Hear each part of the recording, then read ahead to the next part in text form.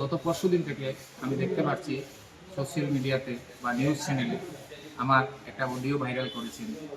সেলিম উদ্দিন নামের একজন ব্যক্তি আমার নামে কমপ্লেন দিয়েছে যে আমি নাকি টাকার পঞ্চায়েত ইলেকশনে টাকা লেনদেনে আমি জড়িত আছি।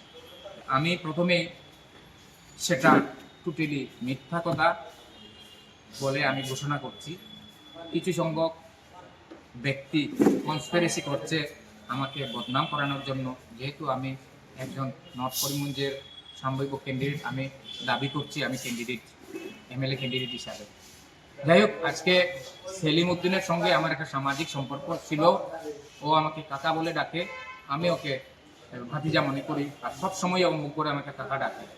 সেই সুবাদে ওকে আমি একটা সাজেশনই দিয়েছিলাম।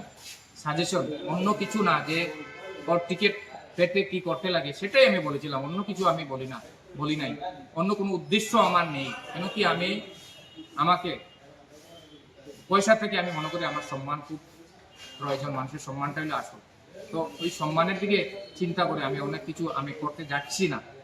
আজকে যে বা যারা এই ঘটনা ঘটেছে, অ্যাকচুয়ালি ওরাই কংগ্রেসের আসল শত্রু। আজকে আমাকে নিয়ে যে জিনিস করেছে সেটা কংগ্রেসের অনেক লস হয়েছে। কারণ কি সবাই জানে আমি সিলমারা কংগ্রেস। আজকে কংগ্রেসে যদি এরকম মানুষ যদি এইভাবে এই দিকে যায়, ওরা যেভাবে আমাকে কালিমালিপ্ত করতে চাইছে, তাহলে সত্যি কংগ্রেস আর এরকম থাকবে না, ভালো থাকবে না, কংগ্রেসের মানুষও থাকবে না।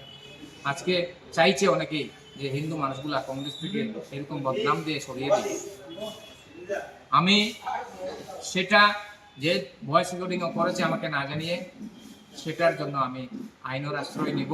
আর যে উদ্দেশ্য প্রণোদিতভাবে আমাকে নষ্ট করার জন্য যেভাবে যেটা চালিয়ে যাচ্ছে, সেটাকে আমি নিন্দা জানাই। সেটা যেন কারো ক্ষেত্রেও না, যেটা সত্যি সেটাকে তুলে ধরুক, সেটাই প্রয়োজন। মানুষ সেটা জানতে লাগে যে সত্যি কি।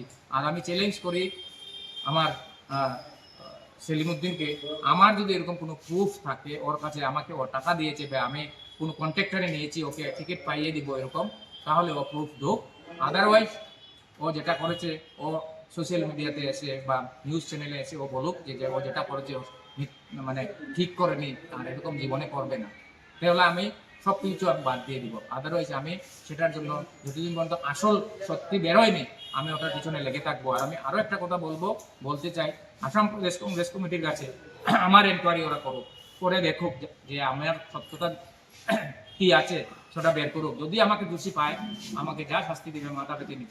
কিন্তু আমি মনে করি যে ঘটনাটা ঘটিয়েছে সেটা টোটালি মিথ্যা, আমাকে নষ্ট করার জন্য এই ঘটনা ঘটিয়েছে। ধন্যবাদ সবাই।